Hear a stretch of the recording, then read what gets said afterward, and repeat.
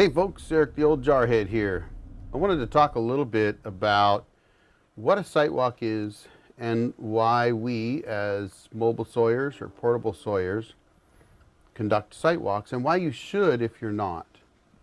So a site walk or a consult, just a visit to wherever the milling job is going to be, to have a look at what logs the customer has, how the logs are placed, what the condition of the logs are in, where you're going to park your mill, where your slab piles are going to go.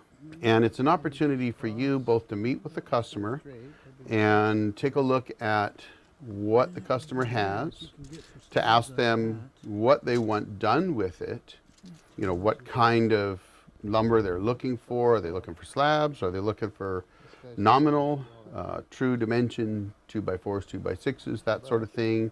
If they're looking for dimensional, it's an opportunity to discuss the milling operation with the customer, kind of show them what they've got in their logs, how you see milling those logs up.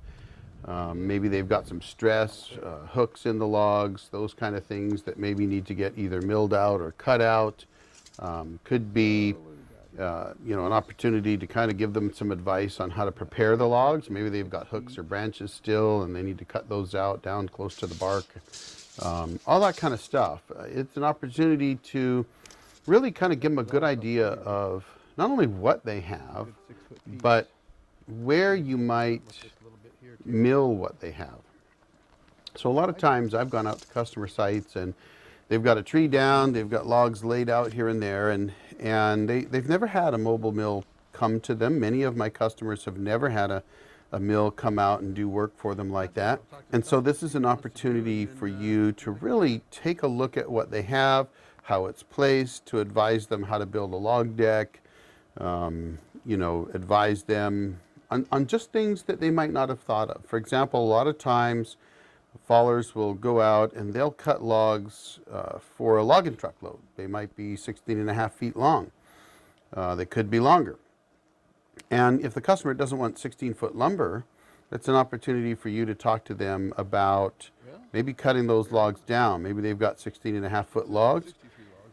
You know, what the customer wants is maybe a bunch of 2x4/8s for studs, or 2x8 12s. And so it's an opportunity to take a look at those logs and advise them on how to prepare the logs for the mill.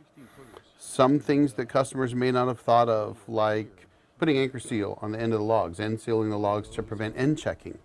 They may not really have thought about that.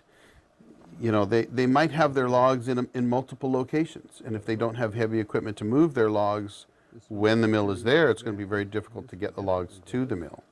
So these are kind of the things that you really want to do. It's really a great opportunity to meet with the customer, get to know them a little bit, walk the site, advise them on how the operation is going to go, what they can expect. And again, most customers haven't had this done before unless you have repeat customers. So if you're new to the mobile milling environment, you know, and you're thinking of dragging your mill out into the woods and do some milling for somebody, or even to a farm somewhere, then it's an opportunity to work with the customer directly and better prepare and educate them for what you're going to do, what's about to happen. They might have some great big stuff, bigger than the mill can handle, and it's an opportunity to discuss that with them, come up with some plans to prepare that log or logs if they're too big. You know, in the case of this customer I have out on a farm, he's got some monster logs, you know, almost 4 feet in diameter, way too big for the wood-mizer LT40 that I have. But that doesn't mean you can't mill those if they're prepared right. Maybe you take the bell off a little bit, you whittle it down with a chainsaw. Maybe you could slab some of it. You know, there's different things that you could do that you'll discuss with the customer. If they've got a big check, it's a good idea to explain to them that you can mill that out.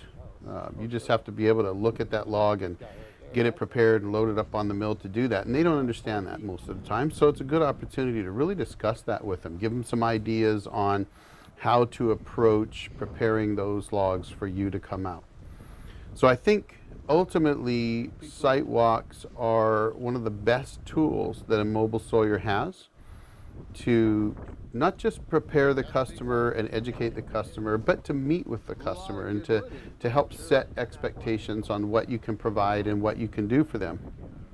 I find that whenever I do a site walk, which I do as often as I possibly can, the only exception to the rule of doing site walks for me is if the customer is 150 miles away in a very remote location. It might be hard for me to get out there and do that site walk, but I still offer that as a service. Now, if I'm within 50 miles of home, I generally don't charge for site walks because I know that if I go out and do a site walk with a customer and I provide them the kind of information that I can to help them get the most out of their logs, then that operation is going to go much better. So if it's outside of 50 miles, I do charge a small fee, really just a mileage fee, to do that site walk for them, and then I'll discount it from the operation if I actually come out and do the job. In any case, I hope you got something out of this. If you're thinking about being a mobile sawyer, this is a great opportunity for you to meet with the customer, set expectations, help them get better prepared for the operation when it comes to pass. And I find that a site walk is just really the beginning of building a relationship with a customer. And you may end up going back many times, and once you do that initial site walk, you won't have to do it again. They'll learn the operation, they'll understand what to expect, and it'll provide the beginning of a great relationship with that customer. So absolutely do those. And if you like this video, as always, please like and subscribe. Hit that notification bell. That way you know when another one will come out. I appreciate your time. Thanks for watching. The Old Jarhead out.